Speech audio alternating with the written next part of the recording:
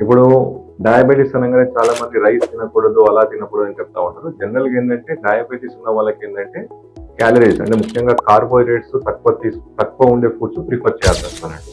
జనరల్‌గా మనం తినే సీక్వెన్స్ ఆఫ్ ఈవెంట్స్ కూడా అన్నట్టు. అంటే మనం ఎలా తింటున్నాం అనేది కూడా ముఖ్యం అన్నట్టు.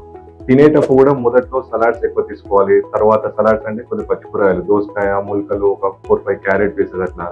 తర్వాత కొంచెం ప్రోటీన్ ఫుడ్ అన్నట్టు. అంటే జస్ట్ బాయిల్డ్ ఎగ్ లేకుంటే వెజిటేరియన్స్ అయితే ఓన్లీ పన్నీరు లేకుంటే సోయా బీన్స్ అట్లా తీసుకొని తర్వాత మనము మెయిన్ కార్బోహైడ్రేట్ ఫుడ్‌కి రావాలన్నట్టు. మెయిన్ కార్బోహైడ్రేట్స్ అంటే చపాతీ గాని కొద్దిగా మోతాదులో రైస్ తీసుకోవచ్చన్నట్టు. కొద్దిగా రైస్ తీసుకోవడంలో తప్పులేదండి. మన షుగర్ కంట్రోల్ ఉంచుకోవాలి.